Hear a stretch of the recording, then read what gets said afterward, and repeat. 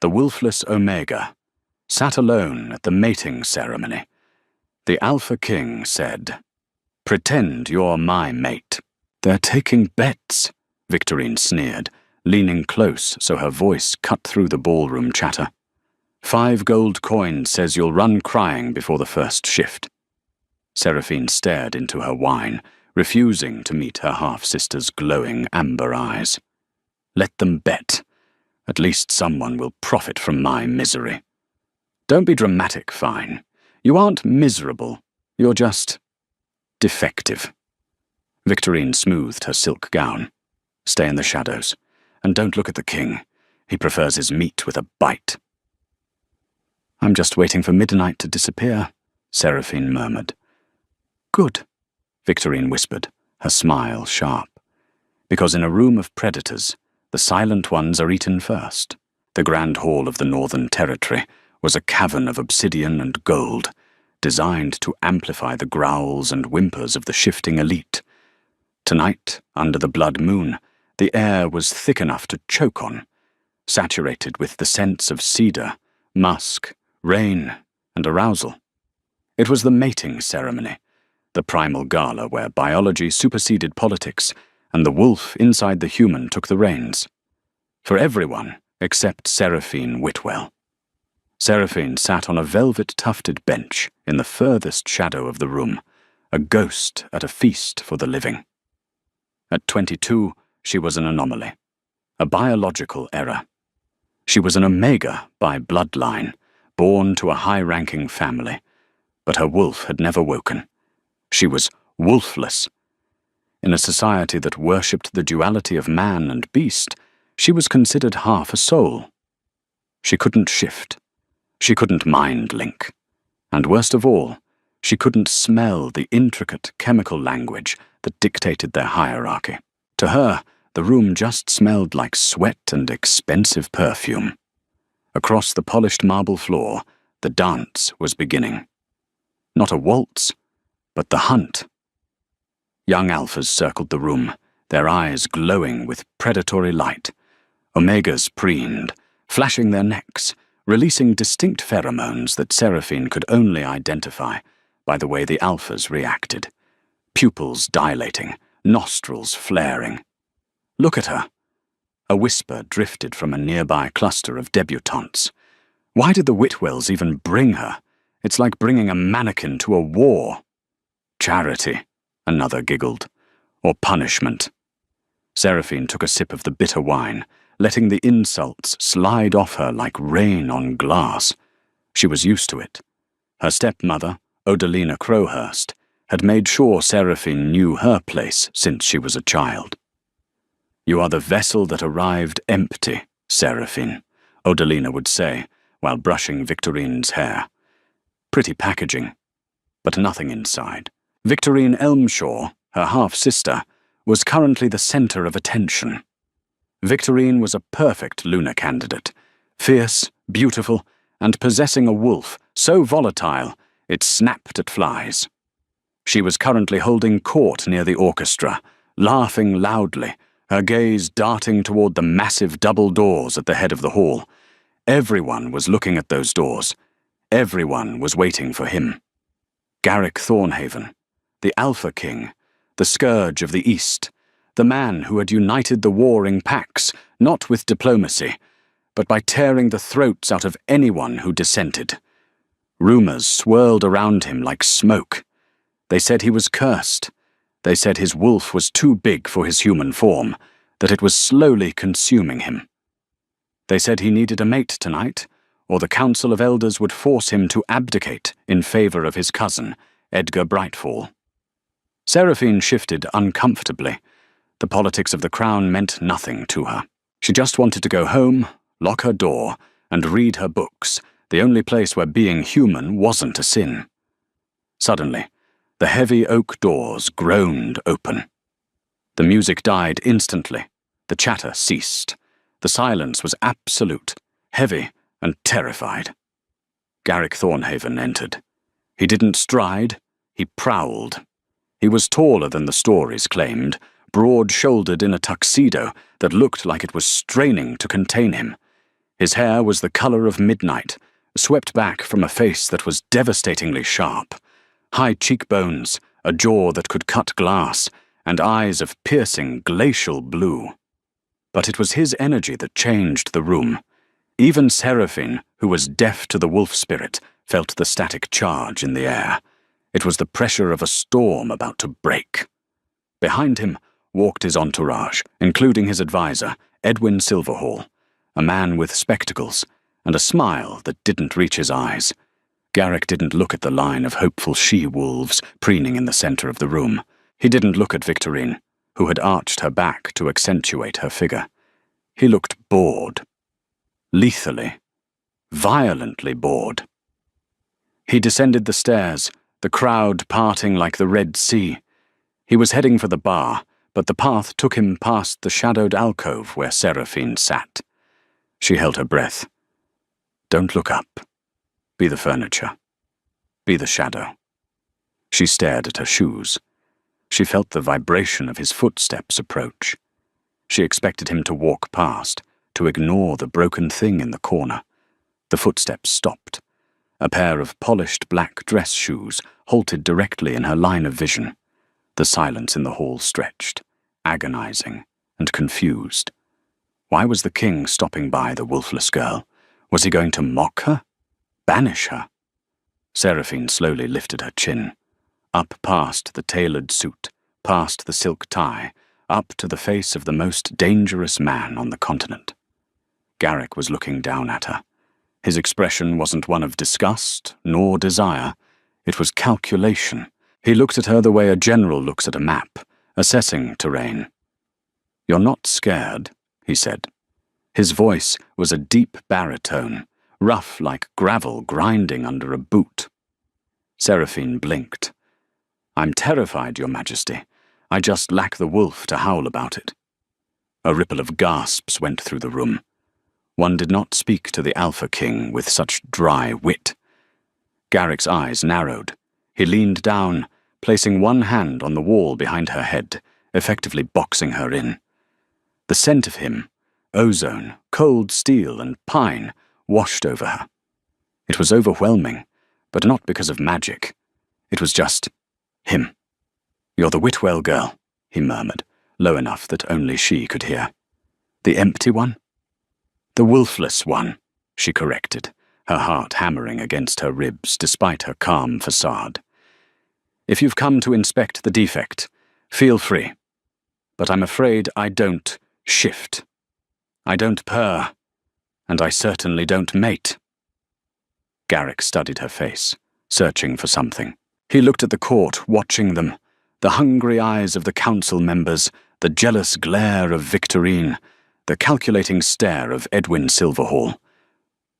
"They want me to pick a queen tonight," Garrick said, his voice a vibration against her skin. "If I don't, they'll force a political match on me by dawn, a spy in my bed, someone who answers to the council, not to me." "A tragedy," Seraphine deadpanned. "My heart bleeds for your political inconvenience." The corner of Garrick's mouth twitched. A smile? No. A smirk of triumph. "You have nothing," he said. "No wolf, no status, no future in this pack, except as a burden to your family. I can see the way they look at you. Is there a point to this cruelty, Your Majesty?" "The point," Garrick whispered, leaning his ear close to her lips, creating an illusion of intimacy that made the ballroom explode with whispers, "is that you are the only woman in this room who can't be bought by my pheromones. You're immune to the Alpha command, and that makes you useful." He pulled back slightly, locking eyes with her. "Pretend you're my mate," he commanded softly. "Play the part. Save me from the council tonight, and I will give you the one thing you've never had."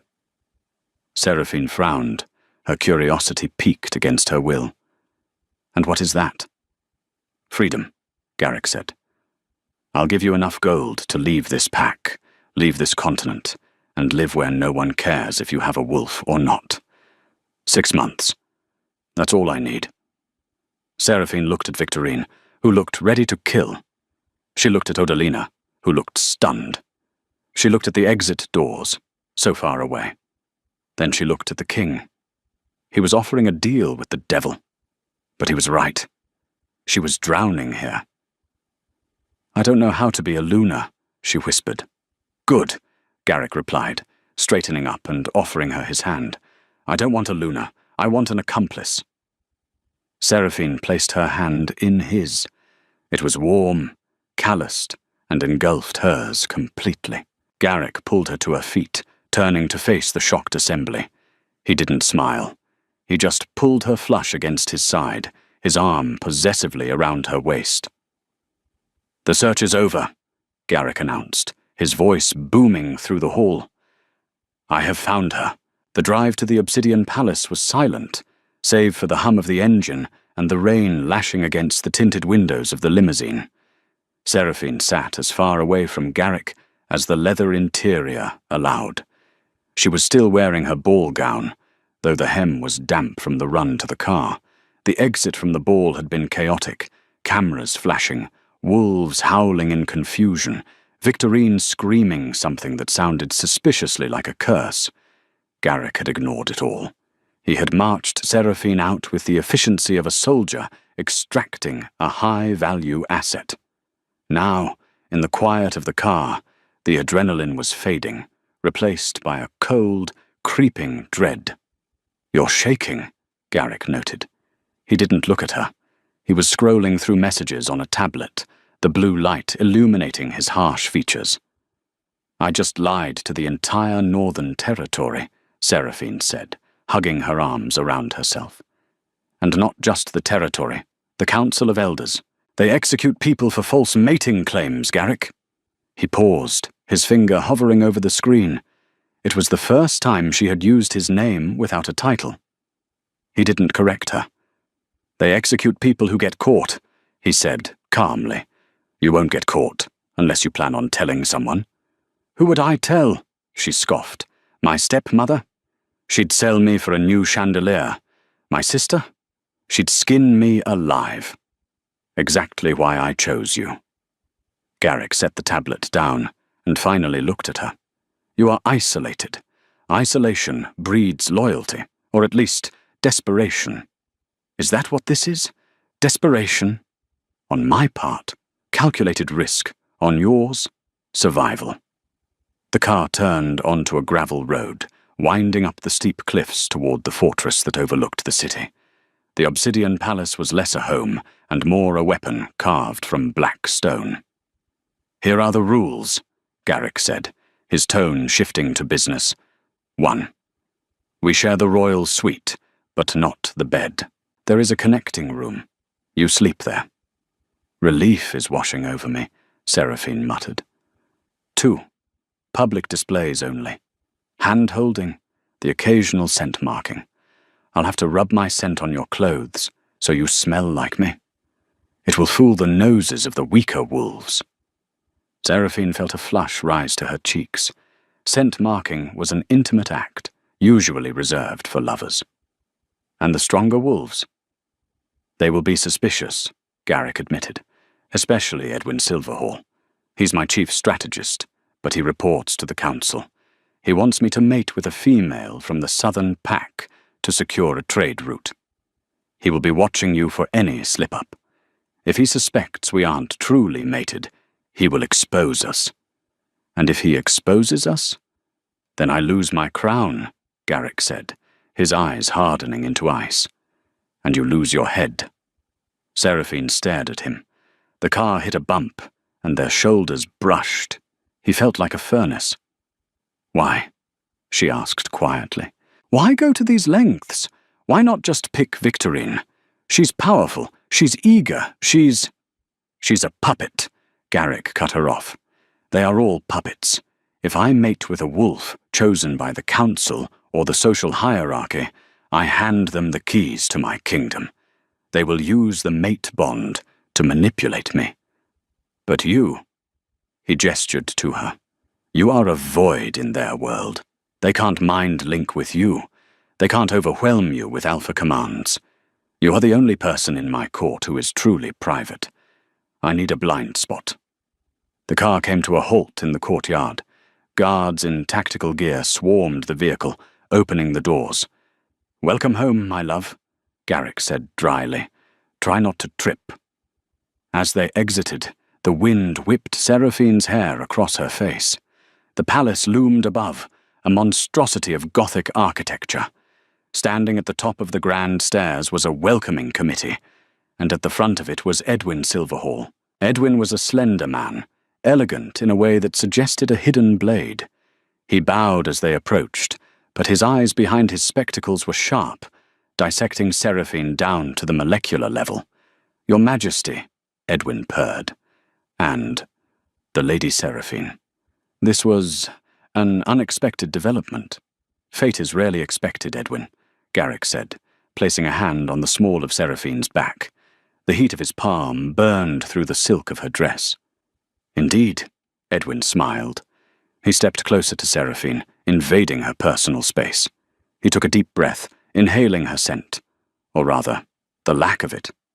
"It is fascinating," Edwin murmured. "I smell nothing on her. No wolf, no power, just human." He looked at Garrick. "Are you certain, sire? The bond usually demands a match of strength." "Her strength is different," Garrick said, his voice dropping an octave, a warning growl vibrating in his chest. "And she is mine. Questioning her is questioning me." Edwin stepped back, hands raised in mock surrender. "Of course. I will have the royal suite prepared immediately. I assume you'll want the consummation privacy protocols in place?" Seraphine choked on air. "Yes," Garrick said without missing a beat. "We are not to be disturbed until noon tomorrow." "Very well." Edwin bowed low. "Welcome to the Snake Pit, my lady." The royal suite was larger than Seraphine's entire childhood home. It was a masterpiece of masculine luxury. Dark wood, heavy furs, floor-to-ceiling windows overlooking the storm-tossed ocean. As soon as the heavy double doors clicked shut and the lock engaged, Garrick released her. He strode to a sideboard and poured 2 fingers of amber liquid into a glass, downing it in one swallow. He loosened his tie, tearing it off and throwing it onto a chair. The transformation from doting mate to exhausted king was instantaneous. "The bathroom is through the left door. The wardrobe has been stocked with things that aren't... whatever that is." He gestured vaguely at her dress. "Your room is on the right." Seraphine stood in the center of the room, feeling incredibly small. "You're good at this," she said. "Lying." Garrick paused, his back to her. He braced his hands on the sideboard, his head hanging low. For a second, she saw the tension in his shoulders, the weight of 1,000 expectations. "I've been king since I was 15, Seraphine. My life is a performance." He turned around, his eyes tired. "Get some sleep. Tomorrow, the interrogation begins." Morning arrived with the subtlety of a sledgehammer. Seraphine woke to the sound of banging on the outer doors. She scrambled out of the plush bed in the guest room, no, her room, and grabbed a silk robe.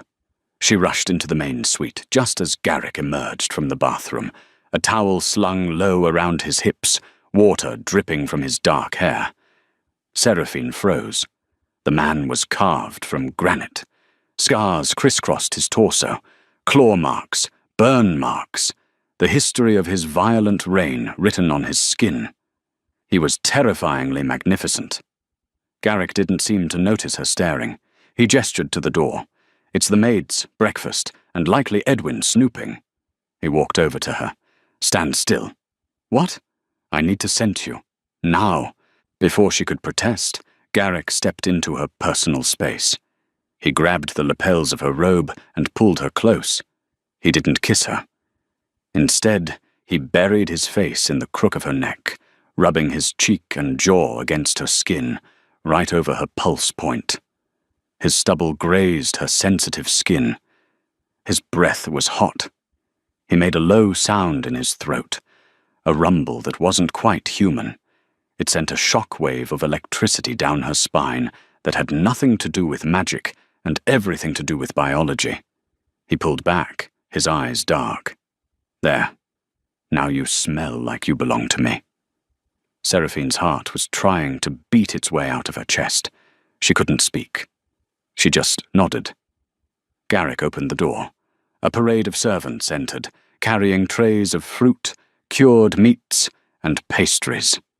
Edwin Silverhall followed them in, holding a stack of documents. "Good morning," Edwin chirped, his eyes darting immediately to the dishevelled bed in the main room, which Garrick had messied up purposely, and then to Seraphine's flushed face. "Edwin," Garrick growled, grabbing a shirt, "it's 7 a.m. The kingdom doesn't sleep, sire, and neither does the gossip." Edwin placed the papers on the table. "The council is in an uproar. A wolfless queen. They are calling it a pollution of the bloodline. They demand a test." "A test?" Seraphine asked, finding her voice. Edwin turned to her, his smile razor-sharp. "The trial of the hunt. Tradition dictates that a new queen must run with the pack in her wolf form to prove she can keep up." "She has no wolf form," Garrick said, buttoning his shirt. "She is exempt." "Ah, but the law says if she cannot shift, she must prove her worth in another way," Edwin countered. "She must survive the labyrinth." Seraphine felt the blood drain from her face. The labyrinth was an ancient ruin on the edge of the estate. It was filled with traps, both magical and mechanical. "No," Garrick slammed his hand on the table. "I forbid it." "If you forbid it, you admit she is weak," Edwin said softly. "And if she is weak, she cannot be queen. The council will annul the union by sunset." Garrick looked ready to tear Edwin's throat out. His hands curled into claws. Seraphine stepped forward. She realized with sudden clarity that this was the first test. If she hid behind Garrick now, she was dead weight. If she wanted that freedom, that gold, she had to earn it. She didn't have claws. She didn't have magic. But she had spent 22 years reading every book in the royal archives while her sister was out partying. She knew history, she knew mechanics, she knew puzzles. "I'll do it," Seraphine said. Garrick whipped his head around. "You will die." "I won't." She looked him in the eye. The labyrinth was built by the third Alpha King, who was known for his love of logic puzzles, not brute strength. "It's not a test of muscle, Garrick. It's a test of mind. And that," she looked at Edwin, smiling coldly, "is something I have plenty of." Edwin's smile faltered for the first time. "Excellent," Edwin said, though he looked disappointed. "Noon. The garden. Don't be late." He swept out of the room. When the door closed, Garrick turned on her. "Are you insane?" "Probably," Seraphine admitted, her hands trembling again now that the bravado was gone. "But we have a deal, Garrick. You protect me from the wolves. I protect you from the council. I'm holding up my end." Garrick stared at her for a long moment. The anger in his eyes slowly faded, replaced by grudging respect. "If you die in there," he said, moving to the window to look out at the grey sky, "I'm going to be very annoyed." "I'll try not to inconvenience you," she replied. But as she looked at his back, she realized the game had changed. She wasn't just a prop anymore. She was a player, and for the first time in her life, the wolfless girl was about to step into the arena. The entrance to the labyrinth was a gaping maw of ivy-choked stone, standing silent in the palace gardens. A crowd had gathered, courtiers, council members, and of course Edwin Silverhall, who looked like a man ready to deliver a eulogy. Garrick stood at the edge of the dais, his jaw tight. He couldn't interfere. Tradition bound him as tightly as chains. If he stepped in, he invalidated Seraphine's claim to the throne. Seraphine stood before the archway. She had changed into trousers and a fitted tunic, her hair braided back. She looked small against the ancient masonry, but her spine was steel. "The rules are simple," Edwin announced, his voice carrying over the wind. "Reach the center, retrieve the moonstone, return before the sun sets. Fail to return, and the labyrinth keeps you." Seraphine didn't look at the crowd. She looked at Garrick. He gave her a single, imperceptible nod. Survive. She stepped into the shadows. The moment she crossed the threshold, the air temperature dropped 20 degrees. The sounds of the garden, the birds, the whispers, vanished, replaced by the grinding of stone gears deep beneath the earth. This wasn't a garden maze. It was a machine. The first corridor was narrow, the walls lined with statues of weeping wolves. Seraphine walked cautiously, counting her steps. The third king loved logic, she reminded herself. He hated brute force. She came to a fork. To the left, a path paved with gold. To the right, a path of jagged, broken slate. A wolf would choose the gold, the path of dominance. But Seraphine knelt, examining the floor. The gold tiles were pristine, too clean. The slate showed wear, faint scratches, dust patterns. The humble path, she whispered. She stepped onto the jagged slate. Behind her, a massive stone block slammed down onto the gold path, crushing the space where a traveler would have stood. Seraphine let out a shaky breath. One down, deeper she went. The trials became more complex. A room filled with water that only drained when she solved a riddle carved into the ceiling in an archaic dialect. Thankfully, one she had studied in the dusty back rooms of the library. A corridor of mirrors that reflected not her face, but her deepest insecurities. Victorine laughing, her father turning away, Garrick looking at her with pity. She shattered the mirror, showing Garrick with a heavy stone. "He doesn't pity me," she said to the silence. "He needs me." The illusion broke, revealing the exit. But the final test was the center. She emerged into a circular courtyard.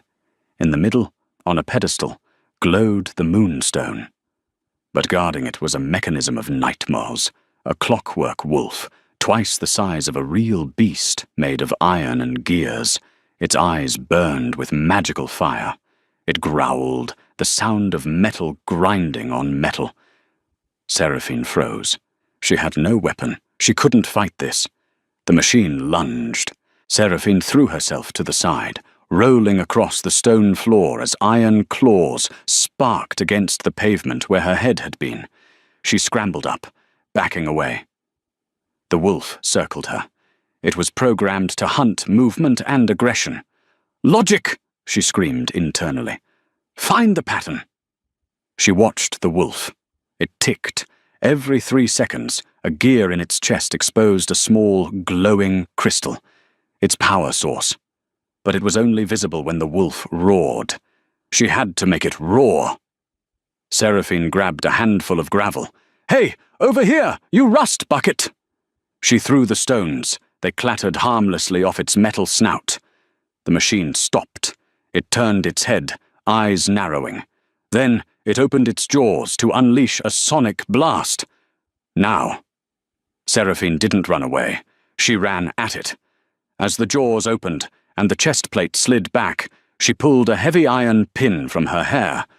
The only sharp object she had. She slid under the beast's lunging paws and jammed the pin directly into the glowing crystal in its chest. The machine shrieked, a sound of tearing metal. Sparks showered down on her, burning her tunic. The light in its eyes died. The heavy iron hulk collapsed, inches from crushing her legs. Silence returned to the labyrinth. Seraphine lay on her back, gasping for air, her face smeared with grease and soot. She stood up on trembling legs, walked to the pedestal, and took the moonstone. It was cold in her hand. "Checkmate," she whispered. The doors to the royal suite flew open. Garrick didn't walk in. He stormed in. Seraphine was sitting on the edge of the bathtub, trying to clean a long, shallow gash on her arm with a damp cloth. She had returned victorious, dropping the moonstone into Edwin's shocked hand before collapsing. Garrick had carried her the rest of the way, snarling at anyone who tried to help. "Leave it," Garrick ordered, kicking the door shut. He crossed the room in 2 strides and snatched the cloth from her hand. "I can do it myself," Seraphine winced as he inspected the wound. "You are shaking so hard you're going to stab yourself," Garrick muttered. His anger was palpable, vibrating off him in waves of heat. But his hands, his large, lethal hands, were incredibly gentle as he dabbed the antiseptic on her skin. "I won," she said softly. "You almost died," Garrick countered, his voice tight. "I felt it. When that thing fell, I felt the fear spike in the bond." Seraphine looked up, confused. "The bond? We don't have a bond. It's fake." Garrick paused. He looked at her, his blue eyes swirling with a storm of emotion she couldn't pass. He didn't answer. He just focused on bandaging her arm. "Why are you so angry?" she asked. "I did exactly what you hired me to do. I secured your throne for another day." "I am angry," Garrick said, tying off the bandage and finally meeting her gaze, "because for the first time in 10 years, the noise in my head stopped while you were in there. All I could hear was you." "The noise?" Garrick sighed, sitting back on his heels. He looked exhausted. "The curse. It isn't just a story, Seraphine. The Alpha bloodline carries a madness, the voices of the pack, the demands of the ancestors, the primal instinct to kill. It never shuts off. It's a constant roar in my mind. That's why I'm violent. That's why I'm dangerous. It's too loud." He reached out, his fingers hovering inches from her face. "But you," he whispered. "You are silence. You are the only quiet thing in my world. When I'm near you, the roaring stops. It's like standing in the eye of a hurricane." Seraphine's breath hitched. She had spent her whole life thinking her lack of a wolf was a defect, a void. But to him, her void was a sanctuary. "So I'm your mute button?" She tried to joke, but her voice trembled. Garrick smiled, a genuine crooked thing that transformed his face. "You are my peace." The atmosphere in the bathroom shifted. The air grew heavy, charged with a tension that wasn't about survival anymore. Garrick leaned in, his gaze dropping to her lips. Seraphine didn't pull away. She wanted to know what that silence felt like for him. She wanted to be the one who gave it to him. A sharp knock on the bedroom door shattered the moment. Garrick pulled back instantly, the mask of the king slamming back into place. But for a second, he looked regretful. "Enter!" he barked. It was a servant, eyes wide with fear. "Your Majesty." "My lady, the Queen Mother. She has arrived. She wishes to dine with the happy couple tonight." Garrick went rigid. "My mother is in exile." "She was," the servant stammered, "until Councilman Silverhall invited her back to meet your new mate." Garrick looked at Seraphine. "Odalina is a kitten compared to my mother." "Get dressed, Seraphine. The real war just started. The dining hall was a battlefield set with fine china." Queen Mother Helena sat at the head of the table, a woman of withered beauty and eyes like flint. She had been exiled for attempting to overthrow Garrick 5 years ago, claiming he was too unstable to rule. Now she was back, slicing into her steak with surgical precision. Victorine and Odalina were there too, looking smug. Edwin Silverhall sat to Helena's right, sipping wine. "So," Helena said, her voice like dry leaves, "this is the creature, the empty vessel." "Her name is Seraphine," Garrick said, his hand resting heavily on the table. He hadn't touched his food. "Seraphine," Helena tested the name. "A pretty name for a genetic dead end. Tell me, girl, how do you intend to give the king an heir? If you cannot shift, your womb is likely as barren as your spirit." Seraphine felt Garrick's wolf rise. The table shook slightly. She placed a calming hand on his forearm. His muscles were rock hard. "Biology is strange, Your Majesty," Seraphine said coolly, taking a sip of wine. "Sometimes the strongest trees grow from the quietest soil. Besides, Garrick has enough wolf for both of us. Perhaps he needs a human influence to ensure his children don't eat the nanny." Victorine choked on her water. Garrick hid a smirk behind his goblet. Helena's eyes narrowed. Sharp tongue. Pity it's your only weapon. I survived the labyrinth, Seraphine reminded her. I believe that counts as a weapon. The labyrinth is a toy, Helena scoffed. Politics, my dear, is the true slaughterhouse. The dinner dragged on, a series of veiled insults and probing questions about their mating. Seraphine parried them all, using her wit as a shield. She played the role of the adoring yet independent mate perfectly. But as the dessert was served, Seraphine excused herself to the powder room. She needed a moment to breathe. She navigated the hallways, but instead of heading to the guest restroom, she took a wrong turn down a service corridor. She heard voices drifting from a slightly ajar door. The library. Too stable, a voice hissed. It was Helena. It is temporary, Edwin's voice replied, calm and oily. The girl is a novelty, a sedative. But she cannot last. The poison is slow, but it accelerates when he shifts. If we can provoke a shift, a violent one, the madness will take him fully. The council will have no choice but to put him down. Seraphine pressed herself against the stone wall, her heart stopping. Poison. And the girl? Helena asked. Collateral damage, Edwin said. When he snaps, he will likely tear her apart first. It will be a poetic tragedy. The beast kills beauty. Then we crown Edgar. Seraphine clamped a hand over her mouth to stifle a gasp. They weren't just trying to get Garrick abdicated. They were trying to turn him into a monster so they could justify killing him. And they were using her as the bait. She backed away slowly, her shoes making no sound on the carpet. She had to tell him. She turned the corner and ran straight into a solid wall of muscle. She looked up, terrified, expecting a guard. It was Edgar Brightfall, Garrick's cousin, the man who would be king. Edgar was handsome in a soft, non-threatening way, with sandy hair and kind eyes. He caught her by the elbows to steady her. Lady Seraphine, he smiled. You look like you've seen a ghost. I got lost, Seraphine lied, her pulse thundering in her ears. Edgar studied her face. He glanced down the hall toward the library, then back at her. His smile didn't falter, but his grip on her elbows tightened just slightly.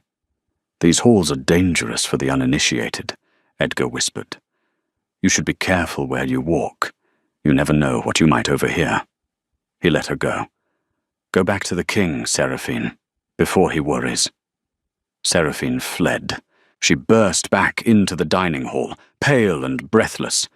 Garrick looked up instantly, sensing her distress. He stood up, knocking his chair back. What is it? He demanded, ignoring the room. Seraphine looked at Helena, who was smiling over her wine glass. She looked at Edwin, who watched her with predatory amusement. She couldn't say it here. Not in front of them. I'm tired, Seraphine said, grabbing Garrick's hand. Take me upstairs, please. Garrick didn't ask questions. He saw the genuine fear in her eyes. He swept her out of the room, leaving the vipers to their feast. As soon as they were in the safety of the suite, Garrick locked the door. Who touched you? No one, Seraphine gasped. Garrick, it's not a curse. What? The madness, the noise in your head. She grabbed his lapels, pulling him down to her level. It's not just biology. They're poisoning you. Garrick went still. Explain. I heard Edwin and your mother. There's something they're giving you. Something that reacts when you shift. They want you to lose control. They want you to kill me. Garrick's face went blank, a terrifying mask of cold rage. Kill you? They want a tragedy, she said urgently. They want the beast to kill the beauty so they can put Edgar on the throne. Garrick turned away, pacing the room like a caged animal. Edgar. I always thought he was weak, but not a traitor. He saw me in the hall, Seraphine said. He knows I know. Garrick stopped. He looked at the moon outside the window, then back at Seraphine. The fake arrangement had just disintegrated. This was life or death now. "Then we have to leave," Garrick said. "Tonight." "Leave! You're the king! You can't run!" "I'm not running," Garrick growled. "I'm hunting.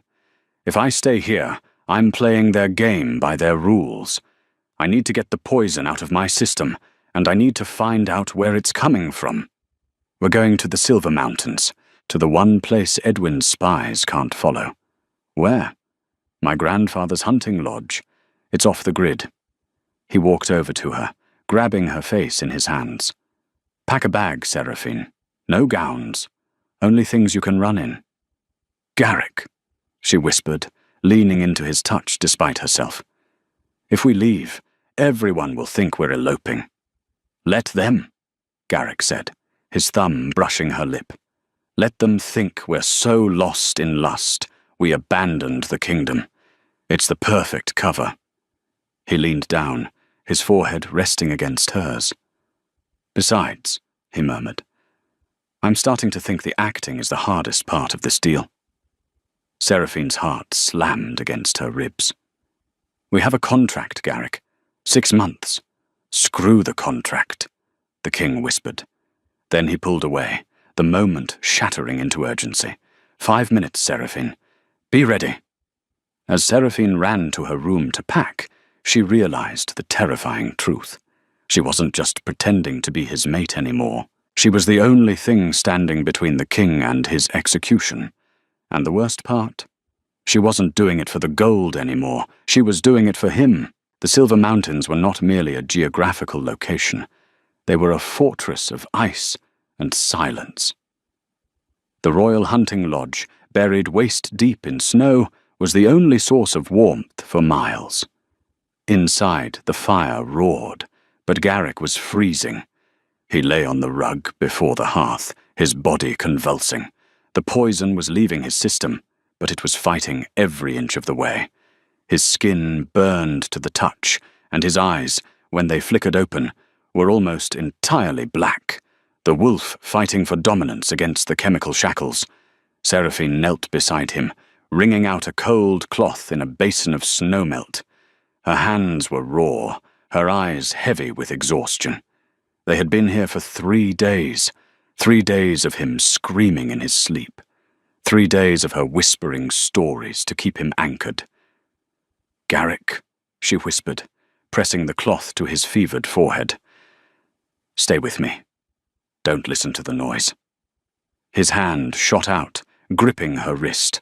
His claws were partially extended, digging into her skin, but she didn't flinch. "Run!" he rasped, his voice sounding like grinding stones. "The wolf! It's too big, Seraphine. It wants to hunt. It wants blood." "It can't have mine," she said firmly. "I'm not on the menu, Your Majesty." Garrick let out a choked laugh that turned into a groan. He pulled her closer, burying his face in her palm. "Why is it quiet?" he mumbled. "Even now, when the madness is loudest, when you touch me, it stops." "Maybe your wolf isn't mad," Seraphine said softly, stroking his sweat-dampened hair. "Maybe it's just lonely. Maybe it's been screaming for someone who can't hear it, so it doesn't have to compete." Garrick looked up at her, clarity piercing the haze. "The legend of the Null," he whispered. "I thought it was a myth. An Omega born without a wolf, designed by the moon goddess to be the mate of an Alpha whose power is too great for a shifter to handle. Only a vessel of pure silence can hold a storm." Seraphine's heart skipped a beat. "I'm not a legend, Garrick. I'm just the girl nobody wanted." "I want you," he said, the admission stripping away the last of the artifice. "I don't want the silence, Seraphine. I want you. The woman who beat a mechanical wolf with a hairpin. The woman who lied to a kingdom to save a stranger." He sat up slowly, his movements fluid despite the pain. The firelight danced on the planes of his chest. He reached out, tracing the line of her jaw. "The contract is void," he murmured, No more pretending. He kissed her. It wasn't the chaste, performative peck of the ballroom. It was a collision. It was desperate, terrifying, and overwhelmingly tender. For Seraphine, who had never known the supernatural pull of a mate bond, this was something more real. It was choice. He was choosing her, wolf or no wolf.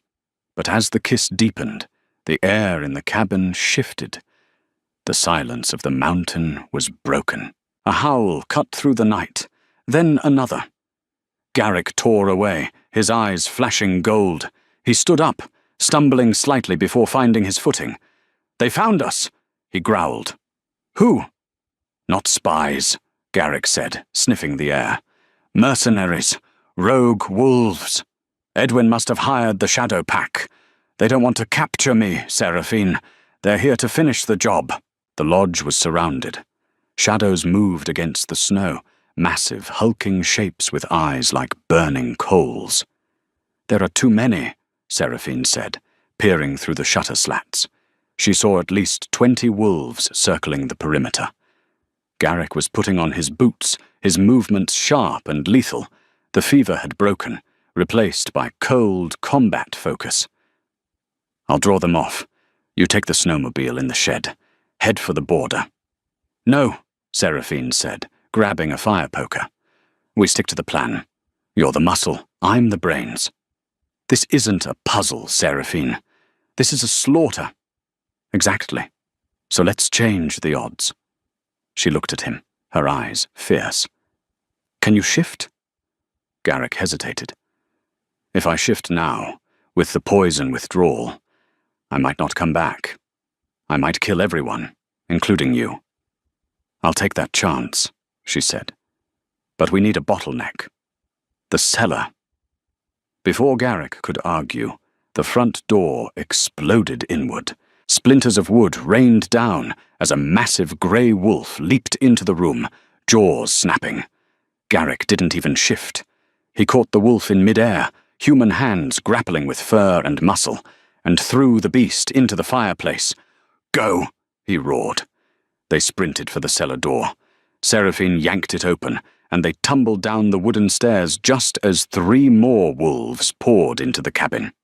Seraphine slammed the heavy oak trapdoor and threw the bolt. It wouldn't hold them for long. "The cellar leads to the old mines," Garrick said, the darkness of the underground pressing in. "But it's a maze." "Good," Seraphine said, grabbing an old lantern from a hook. "I like mazes." They moved through the damp tunnels, the sound of claws tearing at the trapdoor fading behind them. But they weren't alone. The Shadow Pack knew these mountains. As they emerged into a large cavern, they stopped. Blocking the exit was a man in a pristine white coat. Edwin Silverhall. He wasn't alone. Flanking him were Victorine and Edgar. Victorine looked gleeful. Edgar looked sick. "A valiant effort," Edwin's voice echoed off the cave walls. "But did you really think you could hide from the resources of the crown?" Garrick stepped in front of Seraphine. "Edwin, I should have ripped your head off years ago." "You were always too sentimental, sire," Edwin sighed. "And now look at you, hiding in a hole with a defective girl." He gestured to his men. "Kill the king. Make it look like a bear attack. Leave the girl to Victorine." Victorine shifted, her bones cracking as she transformed into a sleek, russet wolf. She snarled at Seraphine. "Edgar!" Garrick shouted. "Is this what you want?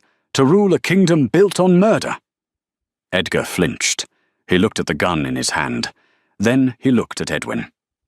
"Do it, Edgar," Edwin commanded. "Shoot him, and the throne is yours." Edgar raised the gun. His hand was shaking. He aimed at Garrick's chest. Seraphine stepped out from behind Garrick. "Don't shoot him," she said calmly. "Shoot Edwin." Edwin laughed. "Oh, precious thing, he doesn't have the spine." "He doesn't need a spine," Seraphine said, her voice echoing with a strange, harmonic authority. "He just needs to know the truth. Edwin has been poisoning the king for 5 years, Edgar. But did you know he's been poisoning you too?" Edwin froze. What lies? Why do you think you've never found a mate, Edgar? Seraphine pressed, bluffing with every ounce of confidence she had. Why are you always weak? Sickness? Or is Edwin keeping you pliable? A puppet king needs puppet strings. Edgar lowered the gun slightly, looking at Edwin with dawning horror. She lies, Edwin screamed. Kill them! Victorine lunged. Garrick, now! Seraphine shouted. Garrick didn't hesitate. He surrendered to the roar. The sound of his shift was like a thunderclap. Bones realigned, muscle expanded, and where a man once stood, a monster appeared. Garrick's wolf was enormous, midnight black, standing nearly 7 feet at the shoulder. His eyes were burning gold. He didn't just look like an alpha, he looked like a god of war. He swatted Victorine out of the air with one paw, sending her crashing into the rock wall. She didn't get up. The mercenaries hesitated. This wasn't a normal wolf. This was the true king. Garrick let out a roar that shook stalactites from the ceiling. The shadow pack broke. Instinct overrode orders. You do not fight an apex predator. They turned and fled. Only Edwin remained, his face pale, and Edgar still holding the gun. Garrick turned his massive head toward Edwin. He snarled, saliva dripping from fangs the size of daggers. He took a step forward, ready to tear the advisor apart. No! Seraphine yelled. Garrick stopped, his ears twitching. He looked at her, growling low in his chest. The madness was there. She could see it in the dilated pupils. He wanted blood. Seraphine walked toward him. Garrick, look at me. The giant wolf lowered his head, snapping his jaws inches from her face. Don't, Edgar whispered, terrified. He'll kill you. Seraphine ignored him. She reached out and placed her hand flat on the wolf's muzzle. Silence, she commanded softly. The effect was instantaneous.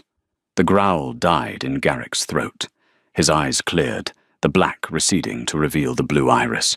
He leaned into her touch, whimpering like a pup. Seraphine looked at Edgar. He's not a monster, Edgar. He's just a man who was betrayed. Edgar turned to Edwin. The advisor was backing away. Edgar, wait. We can discuss. No more discussions, Edgar said. He didn't shoot Edwin. He simply holstered his gun and pointed to the exit. You're under arrest, Edwin, for treason. The return to the capital was not a quiet affair. Garrick, back in human form, but wearing the grim resolve of an executioner, walked into the council chamber with Seraphine at his right hand and Edgar at his left. Edwin Silverhall was dragged in chains behind them. The council of elders who had been preparing for a funeral sat in stunned silence. You wanted a show, Garrick announced, his voice booming. Here it is.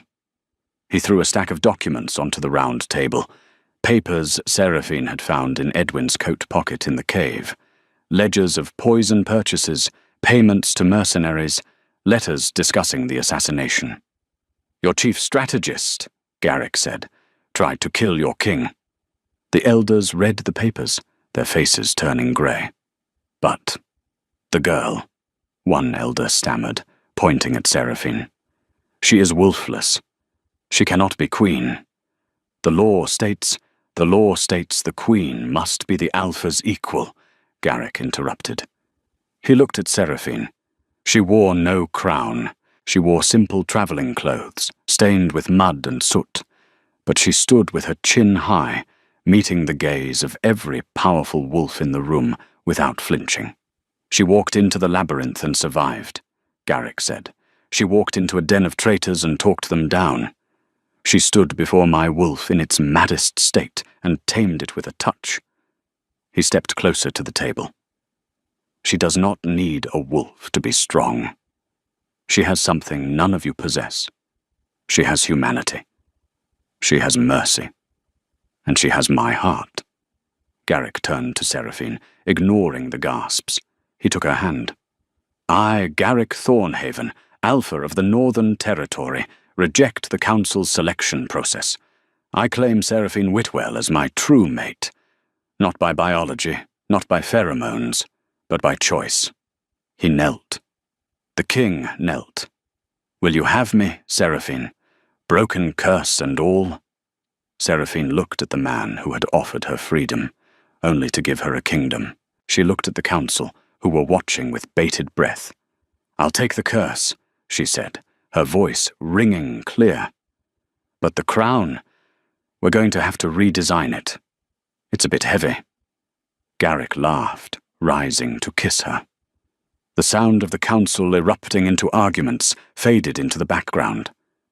It didn't matter. They had already won. The laws of the land were reformed 6 months on, ending the exclusion of those without wolves, and instead utilizing their unique silence in roles like strategy and medicine. Seraphine never shifted. She never grew claws or howled at the moon. But when she walked through the Obsidian Palace, heads bowed lower than they ever had for any shifter queen. She was the calm in the center of the storm, the anchor that kept the Alpha King from drifting into madness. They sat together on the balcony, watching the first snow of winter fall over a kingdom that was finally at peace. You know, Garrick said, wrapping his arm around her. Edwin still owes me 5 gold coins. Why? He bet I'd eat you within a week. Seraphine smiled, leaning her head on his shoulder. Technically, you're the one who got consumed, Your Majesty. Completely, he agreed. Love, they realized, wasn't about finding the person who matched your growl. It was about finding the one who could hear your silence. Did this story make your heart race? If you enjoyed the journey of Seraphine and Garrick, please like this story, share it with your pack, and subscribe for more tales of romance, rebellion, and the magic of the human heart.